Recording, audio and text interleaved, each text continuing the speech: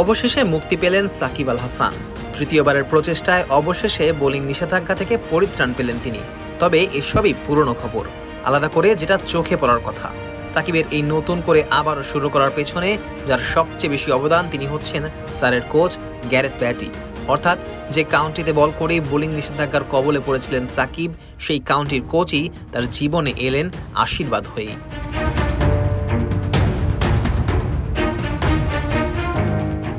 এর আগে কাউন্টি ক্রিকেটে সারের হয়ে খেলার সময় ত্রুটি ধরা পড়ে তার বোলিংয়ে। পরবর্তীতে বার্মিংহাম এবং চেন্নাইয়ে পরপর দুবার বোলিং অ্যাকশনের পরীক্ষায় ব্যর্থ হয়েছিলেন সাকিব আল হাসান।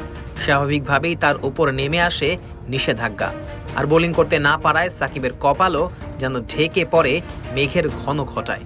আইসিসি চ্যাম্পিয়ন্স ট্রফিতে বাংলাদেশের স্কোয়াডে না থাকার মূল কারণ হিসেবেও বলা হয়, শুধু ব্যাটসম্যান হিসেবে এই দলে সাকিবকে নেওয়া অসম্ভব। অর্থাৎ বোলিংয়ে নিষেধাজ্ঞা না আসলে হয়তো বাংলাদেশের সঙ্গে পাকিস্তান দুবাইতে চ্যাম্পিয়ন্স ট্রফি খেলতে যেতেন সাকিব নিজেও। কিন্তু ভাগ্যের খেলে যে সাকিবের জন্য এবারের চ্যাম্পিয়ন্স ট্রফিতে খেলতে পেরেছে বাংলাদেশ, সেই সাকিবকে ছাড়াই চ্যাম্পিয়ন্স ট্রফির আসর শেষ করতে হয়েছে টাইগারদের।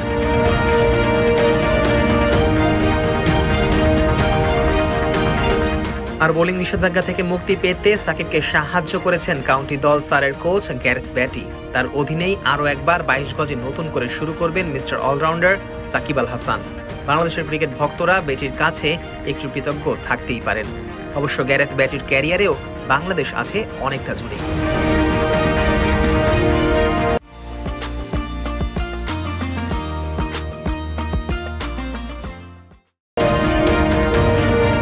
2016 সালের ইংল্যান্ড সিরিজ, যে সিরিজটা সবার মনে আছে একজন মেহেদী মিরাজের অভিষেকেই রেকর্ড গড়ে দলকে জেতানোর ঘটনায়। তবে সেই সিরিজের প্রথম ম্যাচে ইংল্যান্ডের এক ডানহাতি অফ স্পিনার প্রায় এক যুগ পর ইংল্যান্ড দলে ফিরেছিলেন। 38 বছর বয়সী সেই প্লেয়ার ছিলেন আজকের গ্যারেথ ব্যাটি। আর 22 গজে ফিরেই প্রথম ইনিংসে 78 রানের দুর্দান্ত ইনিংস খেলা তামিমকে আউট করেন ব্যাটি। আর দ্বিতীয় ইনিংসে তো নিজেকে আরও খুরদার হিসেবে সামনে নিয়ে আসেন।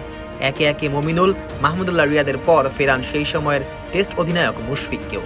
আর সাব্বির মুশফিকের সেই 87 রানের জুটিতেই বাংলাদেশ স্বপ্ন দেখছিল ইংলিশ বদের। শেষ পর্যন্ত বাংলাদেশও 22 রানে হেরে যায়, আর ব্রিটিশদের আড়ালের নায়ক বনে যান এই ব্যাটি।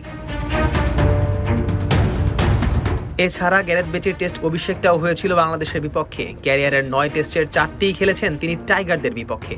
এমনকি 2016 সালে যে তিনি 11 বছর পর কামব্যাক করেছিলেন, ওই 11 বছর আগে নিজের সর্বশেষ ম্যাচটিও ছিল 2005 সালে বাংলাদেশের বিপক্ষে। তবে প্লেয়ার ব্যাটি খেলা ছেড়েছেন কিছু বছর আগে। 2022 সালে হয়ে গেছেন সারের হেড কোচ। সারের হয়ে সাকিবের কাউন্টি প্রত্যাবর্তন হয় এই ব্যাটির আমলেই।